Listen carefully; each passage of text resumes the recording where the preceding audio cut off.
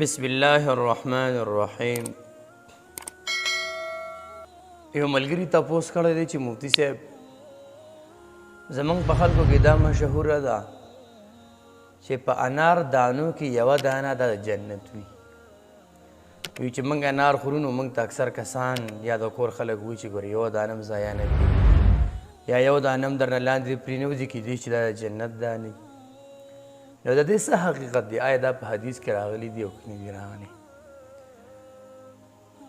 دا روایت چې انار په دانو کې یوه دانه د جنت وي، د دې روایت نسبت انس بن مالک رضی الله عنه پسې شوی دی او دا روایت ابو نعیم الاصبهاني رحمه الله په حلیة الاولیاء کې را نقل کړی دی.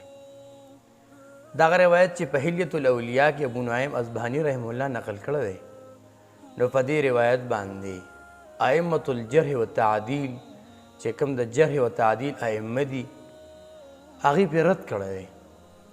پای کې یو امام ابن الجوزی رحمه الله، امام سیوطی رحمه الله، امام ابن عساکر رحمه الله، امام ذهبی رحمه الله په شانته مشران اکابر علما دي، امامان دي د جرح و تعدیل. د دې په نزدیک باندې دا حدیث ټیک نه دی. دا روایت د اکابرینو د امامانو موضوعي یعنی منګړت قرار کړی دی، ځکه چې پای کې کم راویان دي تذکره کړی ده نو هغه راویان ټیک نه دي. نو لحاظه دا خبره چې په جنت نه پکې یو دانه راغلي وي، په انار دانو کې یو دانه د جنت ده، دې خبرې څه حقیقت نشته. کم روایت کې چې تذکره راغلی ده دا روایت هم امامانو ائمو په نزدیک باندې ټیک نه دی. نو لحاظه ازره شریعت د دې خبرې حقیقت نشته.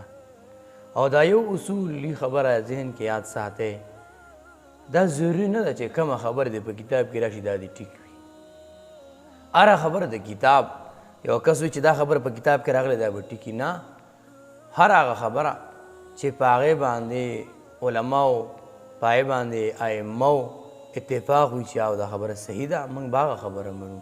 اوس چونکې دا روایت دا منګړت روایت دی، دا موضوعي روایت دی، نو لحاظه د دې هیڅ حقیقت نشته چې په انار دانو کې یوه دانه د جنت نه راغلي وي.